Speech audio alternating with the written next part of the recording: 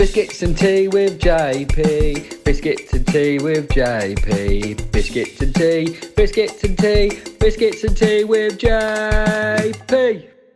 Welcome to Biscuits and Tea with JP. Today our guest is Sarah Barber. Now Sarah and I have known each other for quite a while. We actually went to school together, and we've recently been talking via LinkedIn, and Sarah was or has been looking to get back into full-time employment. She's been out of work for 5 years because she's had two beautiful, and she had a few doubts about getting back into work and was a little bit nervous about it. And offered a little bit of friendly advice, as you do working in recruitment. And luckily, because Sarah's bloody good at her job and was very good before and has got a great track record, didn't take her long to get back into work.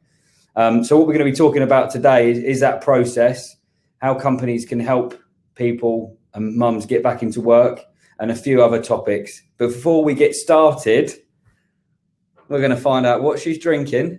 Oh God. And what biscuits she's brought with her. I hope you haven't let me down. Well, I have a bit. So I've got a coffee. All right. And I did have some party rings in my cupboard, but they miraculously disappeared in 24 hours. All right. So I've got the remnants of a box of Belgian pralines. Well, that'll do. You're a classy lady. Well, I like cats, it. I know. What can I say? Well, as always, I've got Yorkshire Gold Tea, which is my go-to, is my favourite. And I've got on a little bit off-piste here with the cookies. They're a bit random. Sultana cookies. They smell amazing, by the way. Shame it's not smelly screen. But anyway, while I have a dunk, I'm going to ask the first question. And while I'm eating my biscuit, you can chat away. So the first question is, so you recently got back into work after 5 years out. Yeah. Which I'm sure was a bit nerve-wracking. Yeah. So what do you think companies can do to help mums get back into work? That's a really good question, actually. I don't know across the board, but I can just kind of talk about my experiences. So the company that when I was talking about potential roles, what was really helpful, it was that actually I could pick and choose when was convenient to talk. Like, that sounds so simple. It really sounds simple, but it was the added stress that kind of comes along with making sure you didn't have to wipe a nose or something else. Whereas like most of my conversations were actually like around nap time. So actually when one of my kids was at school and one was asleep, I could actually really focus in on the conversation. But the onus was actually not on when was convenient for them to talk to me. Actually, it was the other way around. So actually that really helped kind of alleviate any of the stress and kind of worry that I had about talking kind of without a kid hanging off my arm or being really loud and annoying. And also what was really, really quite helpful is that there wasn't like a forced start date. It wasn't prescribed in that way. It was very much just like when's good for you to start? Like how long do you need to sort out childcare and sort out kind of find a childminder locally, etc. Actually, it was really kind of, it was on my terms, and it felt more about kind of what I could bring to the company as opposed to kind of what they wanted from me. Yeah, that's the way it should be, I think, in modern businesses, to be fair, because there's still a lot of companies that focus on what they want, when actually if you focus on what you're giving other people, you attract the right people. That makes sense. And it really helped. I mean, it really helped kind of, this massive change was coming, and actually it kind of allowed me to realise that actually it was the right decision and it wasn't going to be as terrified maybe as I was previously, I guess. Yeah. Okay, so with the time flexibility, that's interesting because I've worked in recruitment a long time, and you're dead right there. I've worked with some businesses where they're like, well, these are the set times, and we're not going to do anything earlier, and we're not going to do anything, at say 5 or 5:30 because they're not the hours we work, which doesn't really work with the modern world, does it? And especially for a mum who's got, no doubt the responsibilities for childcare are shared, but still you need it. You need time when it's quiet, right? Yeah, definitely. And it's not really sustainable to be working long into the evening. Obviously, lockdown has obviously had a massive impact on that. But I mean, yeah, it was very much kind of around the hours that I was able to work, and actually not results driven. It was more about kind of what I could provide and actually the value that I could give, which was, yeah, it was a really refreshing conversation, if I'm honest. It was. Right. So you spoke about flexibility during the interview period, which no doubt was very, very helpful. Yeah. What about once in the role? Do you think that flexibility is needed as well to take on a full-time position, because you've got childcare and also with lockdown and homeschooling, etc.? Yeah, I think so. I mean, I think it's really important, just because actually it's the realization from a business perspective, actually the people working for you have other commitments as opposed just to their job. And I think the flexibility really gives you the kind of just the feeling that the company care about you as opposed to just what you can give them. I think I said it before. Totally. I think that's really, I mean, and that giving that flexibility allows you to be as productive as you possibly can be in the time that you've got, but you're not just restricted to 9 to 5. Actually, you can flex those hours throughout the day. Yeah, that's spot on, Sarah, as well. Thank because you. if you provide that flexibility, you attract a wider pool of candidates.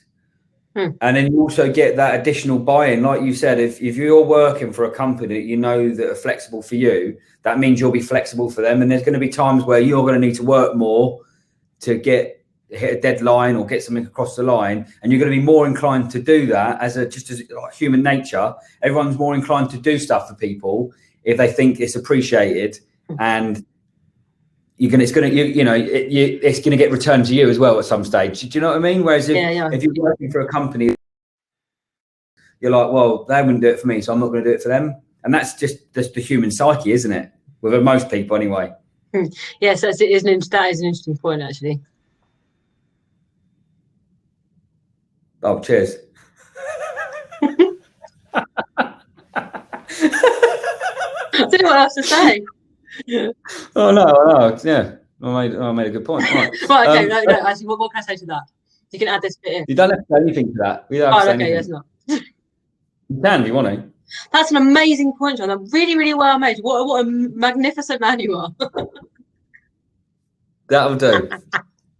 Okay, so the biggest takeaway from that then, Sarah, is I feel like for you then, for companies moving forward, it's just offering that degree of flexibility. Do you think for you is that the main thing, or is there other types of support that companies can offer people once they're in post?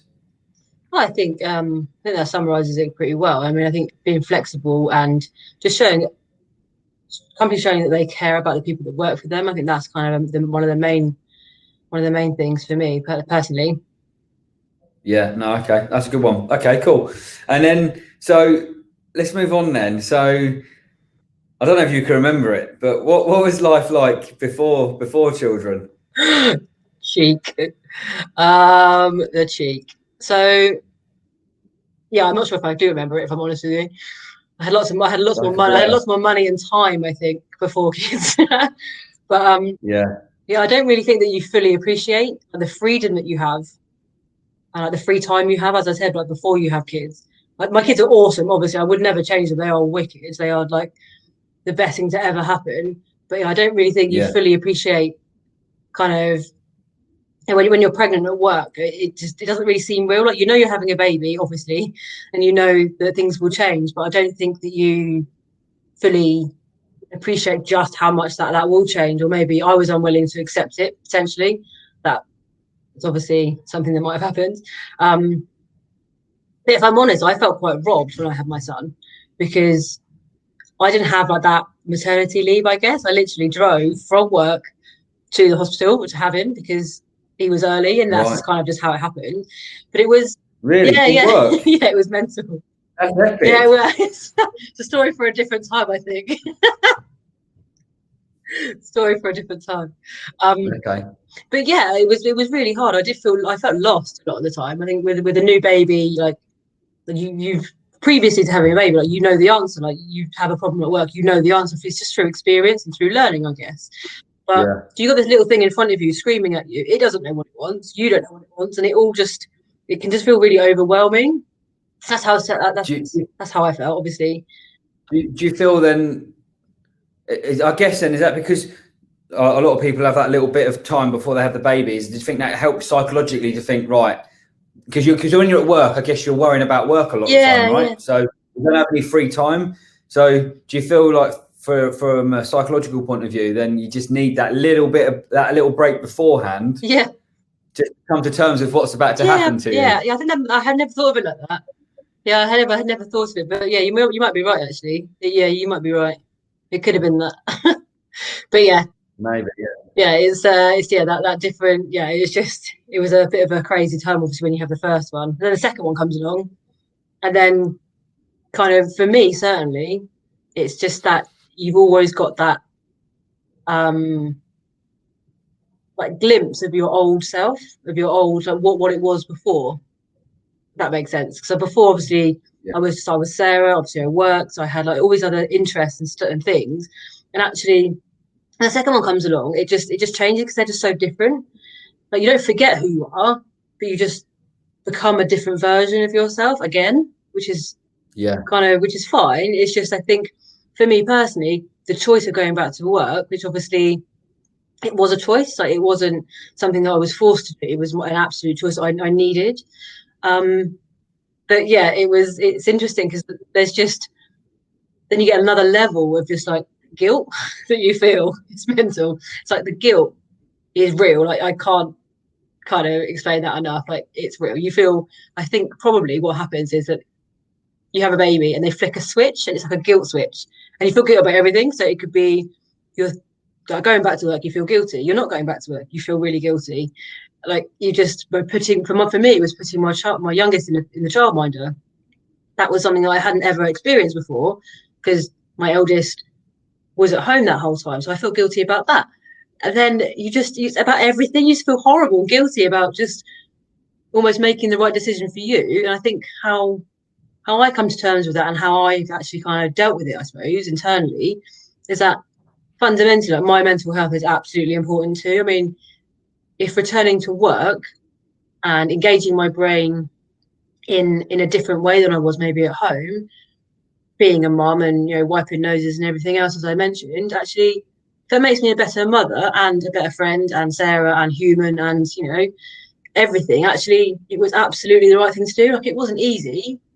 Like, jumping out of my comfort zone, I could easily have just stayed at home and just stayed in my comfort zone. But actually, to me, I think jumping out of it and actually pushing myself kind of into work was actually kind of the right thing to do. Yeah, I totally get that. So what I'm getting from that, what I'm getting from that and how I'm understanding that is that if you hadn't have gone back to work because you wanted to, even though you were feeling guilty about it, if you hadn't gone back to work, it actually would have affected your health, your mental health, which then would have directly impacted your kids and also your partner, because no doubt if you're not happy with, you know, there's been times when I've not been happy and it kind of affects everything around you, right? I mean with my first son, I actually had postnatal depression, so I think that was one of the reasons that I didn't feel good enough going back to work. I didn't feel like I could be both people. I didn't feel as if I could be, you know, 100% Sarah and 100% employee of whoever. So actually, I didn't feel good enough. I didn't feel as if I was going to not do both things half-assed, if that makes sense. I'm not that kind of person. But yeah, it was just that, I think looking back, if I had have gone back, I wouldn't be where I am now. So actually there are positives and negatives for everything. So to be balanced, 5 years is a really, really long time. But actually, it comes back like super quick. I mean, I still care about the same stuff. I still get really excited. I'm still the same person fundamentally, but actually my considerations are just different. Like I've got different, what's the word? I think of the word. Motivation. Yeah, motivations and just kind of, responsibilities and stuff. I'm just a different version of who I was. Yeah. But yeah. Yeah, I totally get that. So you mentioned postnatal depression there. Yeah. I mean, how did you realise that you had that? I mean, Yeah. How did you find out? Yeah, well, it was pretty tough. It wasn't quite it wasn't an easy ride. Obviously, as I mentioned, obviously I didn't have, I felt as if I literally went from work to kind of mother, and it was just I couldn't marry up who I was. Like, so the version of myself was Yeah. completely, so I couldn't kind of work out what my identity was, if that makes sense. So I think it was never really about my baby. It was never about that. Actually, it was completely internalized. It was just I didn't want to kind of, I didn't really know who I was anymore. It wasn't about my baby. It wasn't about kind of my kid or anything. It was nothing like that. It was very much just I just wanted to be them. I just wanted to be with him all of the time. Yeah. So yeah, I was just really down, and I just was kind of, I almost went the other way in terms of I was very kind of anxious about stuff, about getting things right and it being right and what people thought of me. And actually, whereas I think now, obviously with the second one, I think you're a little bit kinder to yourself. I think you're just a bit more like, actually, it will be okay. Like, you don't have to be a certain way. You don't have to kind of do everything that Instagram and social media tells you to, because actually you're enough, I think. Yeah. So yeah, I think it's a journey, and I think you do doubt yourself quite a lot. And obviously, as I said before, like, any period of growth, I think you said it to me, John, actually, any period of growth is uncomfortable, and it sometimes isn't pretty, but actually if you push through it, you can kind of come out the other side with like some kind of semblance of what life should be like.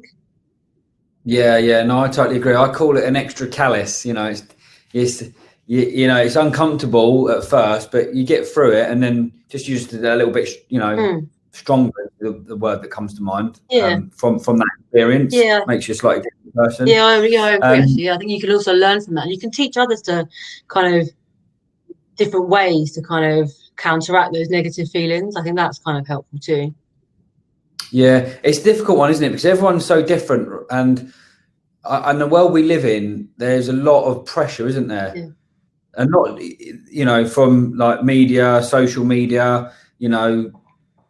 I'm not going to name the social media platforms, but everything looks perfect, doesn't it? Everything looks perfect from the outside, but you peel back some of those layers, and it isn't. But when you're seeing all this stuff, you're thinking, oh, I should be a certain way, I should feel a certain way, when actually it's all rubbish, and you should feel how you should feel. It's personal, it's an individual thing. So, it's I can imagine it's difficult, and I can imagine that the external world doesn't help it on occasions. Yeah, I would agree with that. I think actually, I think if you start to compare yourself and you go down that rabbit hole, I think you can really kind of get yourself into a bit of mischief, I think, in terms of kind of mental health. But I think if you're kind of mindful, I've been practicing like quite a lot of mindful kind of activities and things like that, just to kind of promote like my own well-being, and actually kind of, and obviously speaking to other people that have been through this before, also people that I've kind of got a small group of people they're my go-to people, and I always ask them kind of advice and kind of what they would do. And actually I think they offer kind of different levels of, not expertise, that's the wrong word, but they know me in a different way, I think, different parts of my life. So actually they can give me the advice I need at that particular point. So I think that's really important, to kind of not manage a network. That isn't really what I mean. I mean, just have a group of people that can support you. I think that's really helpful. Yeah, no, I totally get that. I think it's good to have some people to lean on occasions, because you don't have all the answers, and if you just keep it to yourself, it doesn't help. You've got to. Sometimes someone doesn't have to say anything, right? It's just you talking is the release that sometimes makes you feel better. And if they've got a few wise words, that will help. But sometimes it's weird to listen to, isn't it? Yeah, definitely. I think that's actually really true. So you mentioned how you were feeling, and what was the journey to turn that around then, and to come out the other side? I basically recognised it in myself. I recognised that I wasn't kind of doing that well, I suppose, if that makes sense. Probably the wrong word. I wasn't mentally doing well, I suppose. Yeah. Sounds mental, doesn't it? No, but I know what you mean. Yeah, I wasn't kind of myself. I think that's probably the best way to describe it. Yeah. So I just went to my doctor basically and kind of spoke to him about kind of how I was feeling, and he was amazing actually. He did his exercise with me, and he didn't need to do it as a GP. Like, he really didn't. He really genuinely cared. It was amazing. He basically had his exercise. You basically write 100 things that you like about yourself, and it's not just. And it's not for everybody, obviously, but yeah, he basically got me to do that. And actually, when you start changing your mindset of all the negative things, the things that you can't do, the things that you're rubbish at, and actually change it to things that you are really good at, actually it changes your mindset completely. And that really helped. That small little exercise, it really helped me. What else did I do? I think what else I did was I was just more mindful. I was just kinder to myself in terms of like, you can't be what social media kind of dictates, because actually that's not, like you said, it's not real. So I think kind of disconnecting that from kind of my own thought process, I suppose, that really helped. And I mean, it was a longish road, I suppose, but I think it's one of those things that kind of, you come out the other side and you do feel stronger, and actually you feel more empowered to help other people that maybe feel like that. Yeah, okay, that's interesting. I get it. So another thing you mentioned as well then is the guilt side, and it's real. I'll be honest. I'll be honest with you. I wasn't too. I'm not too. I haven't got kids, so I haven't been through this process. So it wasn't until you mentioned it to me that I was like, oh really? You felt guilty about going back to work and this and then I've spoke to a couple of other people, a couple of other women, and they've said the same thing. So it's obviously a common theme, but I wasn't really aware of it, so I'm sure that plenty of other people aren't either. So it's an interesting topic. What was it in particular? What was it in particular that was making you feel guilty? Returning to work?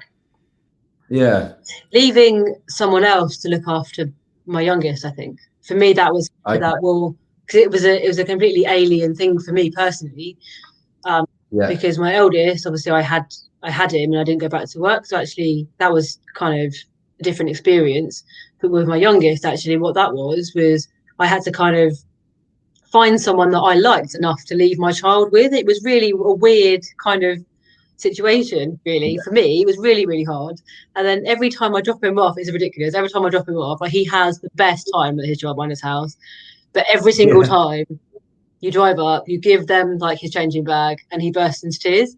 And it's hideous because you just feel really guilty the whole way home. Like, driving home from that to start work, you just feel really guilty that you've left him, even though they love him and even though he loves them and he has the best time and he's fine 10 seconds after you've left him. You have that nagging just guilt that you've made him cry, like you've left him with someone else to look after. But it's just that kind of, I just hope it gets easier, obviously, because I only started the role back in December, and then Christmas was kind of in the middle of that, and then obviously lockdown, and they weren't taking non-essential workers, like key worker children. They were only taking those children. So we've had both of them at home literally the whole time. It's just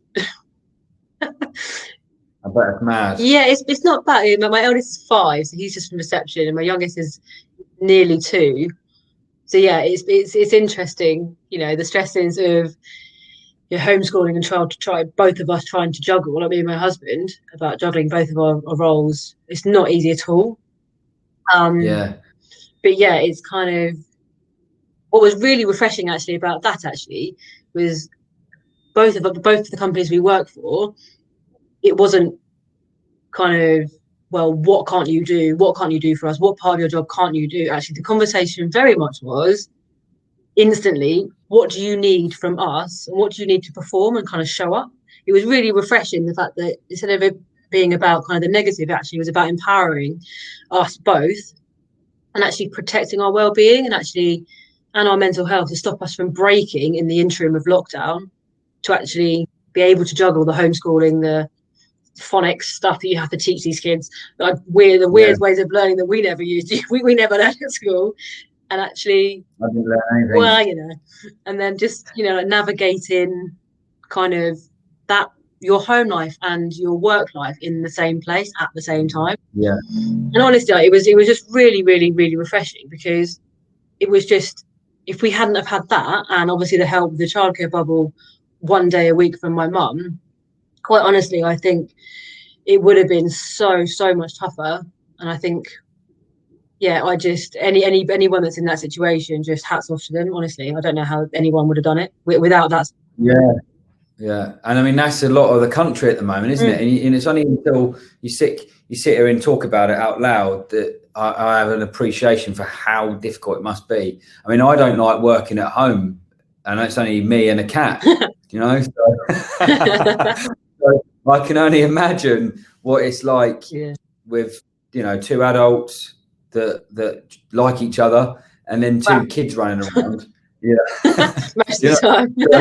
So it must be really, really stressful. It must be stressful. Yeah, I think it's also that kind of, it's stressful, but I think it's like that, I don't know whether this even is the right term, but it's that like unseen stress. It's not something that you can put your finger on. It's just constant, because you're always worried about something. You're bored of being at home, but you can't be bored because there's always something to do. And actually, when, you know, before I was obviously based in the office, you had that kind of release. You can go somewhere else, whereas you're basically at home schooling, you're at home working, you're at home kind of sitting in front of the TV, it's your everything. And actually I think if you're stressed anyway, it can really kind of be detrimental to your work, your health, your mental health, I think.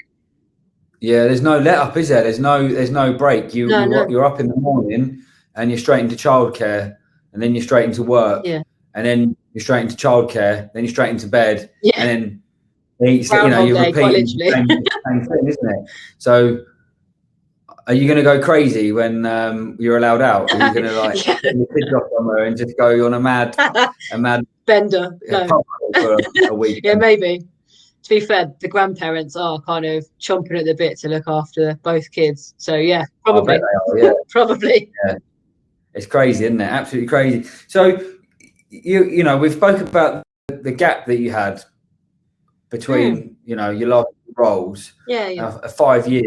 You know, it's a fair old gap. So I can imagine there's a lot of people going to be sitting there that have experienced the same thing, that may have been out of work, you know, may have been out for 2-3 years, or maybe even 5 as well. For you, I know from our conversations that there were occasions where you've beaten yourself up a little bit about it, because you've kind of doubted your ability a little bit, or the key phrase that everyone's using at the moment is imposter syndrome. Oh man, yeah. And from our chat, you've had a little bit of that, haven't you? To be fair. And how have you kind of overcome that then?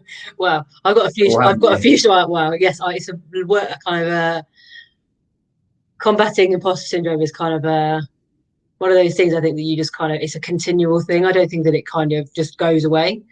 But yeah, I think with everything, I think you do doubt yourself. I know I do. I doubt myself on everything anyway.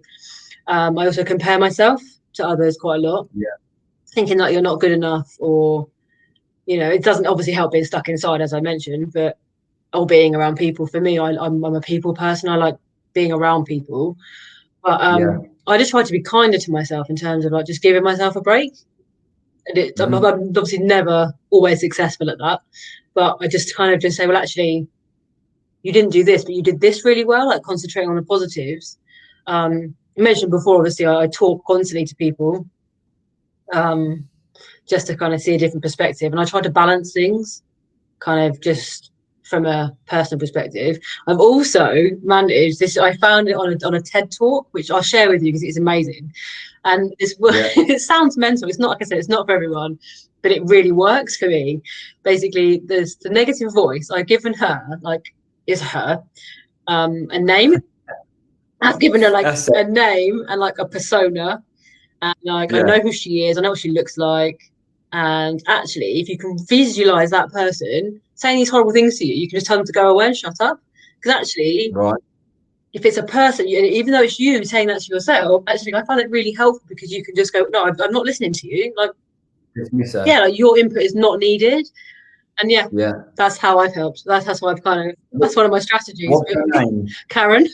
When you said that, Karen, did you say? Because when you said it, I thought of Cruella for some reason. I don't know why, but her name's Karen. Yeah. Yeah, Karen. Okay, you tell Karen to go away. Basically, yeah. That's interesting. I mean, personally, I started. As you know, I started a business in the last year, and there's been moments where I've been, had imposter syndrome, and I thought, what am I doing? I can't do this. Why have I done this? And you just got to remind yourself, haven't you, that you can do it because you've done it. You might not have run the business before, but you've done the job before. You know what you're doing. Yeah, you just need to feel worthy, I suppose. It's the internal voices are the worst, aren't they? Like I'm gonna have to think of honestly, one. Damien. It works. Damien. It totally works. I'll send you there's a TED talk that I found on LinkedIn, and the lady talks about. I think I shared it actually. I'll share it with you. It's wicked. It literally she just talks about giving it a persona and just telling it just to kind of go away basically. And there's another little strategy she used. It was, imagine you would never say all of those horrible things to a child. You would never say those horrible things to a child. You would say them to yourself. So actually, if you picture yourself, again, it's like a bit more like a visualization type thing. If you picture a child and actually you say, well, I wouldn't say that to that. You wouldn't say that you're rubbish, you're not any good at your job. You would never say any of these things to a 5-year-old child. So why would you say them to yourself? So actually, it's another visualization technique that kind of I use. I sound mad, don't I? But it does work. No, not at all. It does work. Not at all. No, if it works, it works. You know, it's a good thing to try. I'll have a go. Yeah, it's good. I'm up for it. No, it's good. So, from the sounds of it, Sarah, you had a bit of a journey over the last 5 years. Yeah. Good to hear. And have you sat back and actually reflected and thought, well, what a journey and how much I've learned, and look at where I am now, because you probably should do. Yeah. No, I never have actually. I think I suppose again talking about it to someone who I haven't kind of necessarily had that much kind of engagement with since school, it actually kind of helps. Yeah. I think that's really helped. Yeah, for sure. Oh, good. Well, thank you. JP therapy and biscuits. Yeah. Send me your invoice. So, in conclusion, then, Sarah, we've spoke about wanting to get back to work, feeling guilty about it, being a bit unsure about it, but actually getting a really good job and doing very well at it, by the way. Thank you very much. Now looking back, are you pleased that you've gone through that process and that you are back at work? Yeah, absolutely. I think I don't really know what I would be doing now if I was still at home, if that makes sense. I think I would be a lot less kind of rounded as an individual, I think, as well as happy. I think it's really had a positive effect kind of on me. I think it's had a really, really positive effect on my kids also. Just from a social perspective, I think it's had a really, really good effect, I think, on kind of my outlook. It's not just my world isn't kind of a small little bubble that I was in. Actually, I get to speak to other adults, which is amazing. I also get to talk about technology, which is like something that I love. And it's just that kind of, it was absolutely the right decision, I think. Oh, that's good. Well, I'm pleased you're happy. No doubt there's going to be other mums and dads that may have been out of work for a little while that are in the same position and are kind of thinking, well, should I do it? Shouldn't I do it? But it sounds like you should do it because it helps you as a person. Yeah. I think another thing that I did was just to kind of test the water. I basically I upskilled. So I basically went back into some of the technologies that I used to sell. I basically went back into that and went and did a lot more training and just to see if I still kind of cared about it. And obviously I did, and it kind of ignited something in me that I thought had gone. But equally, it was just exciting. You felt guilty, but equally the overriding feeling was just excitement, actually, that I can do this. And you felt really empowered to actually make that decision. And it was really fortunate that obviously I had the advice from yourself and I found her an amazing job. So that's great. Was there any other advice that you would give to any parents that are thinking about going back to work then, while we're kind of on that topic? It's just, I think, any gap that you have in your career actually isn't always a negative. I think actually you grow and you learn so much more having children than I think at any. That's certainly how I feel. I'm completely different to how I was before I had kids to how I am now, and actually you still have a different perspective, and you care a lot less about some things, and actually you care a lot about more things, if that makes sense. About different. Yeah. It sounds a bit cliche, but yeah, I mean it was. Yeah, that's kind of my one bit of advice I would say is just go back and see if you still care about the subject or the topic that you worked in previously, and if you do, then absolutely capitalize on that, because you will still have like so much more to give. Yeah, that's a good point, because I'm just sitting here now thinking that I can imagine that as a parent, most people, not all people, but most people, you'd have better management skills. Negotiations up there. Yeah, and also, from an empathy point of view, Sure. that must grow, right? Yeah, I mean, I think you just have a lot more understanding. I think of people, and actually, I think you're just a lot more. Yeah, like you say, you're a lot more. You have a lot more empathy, I think, for people with kids and without kids. I mean, obviously, it's not just people with and without. So thanks very much for being a guest today on Biscuits and Tea with JP, Sarah. Thanks for having me. It's been amazing. Cheers. No worries. It's been great talking to you. Thanks You very too. much. Goodbye. Speak soon.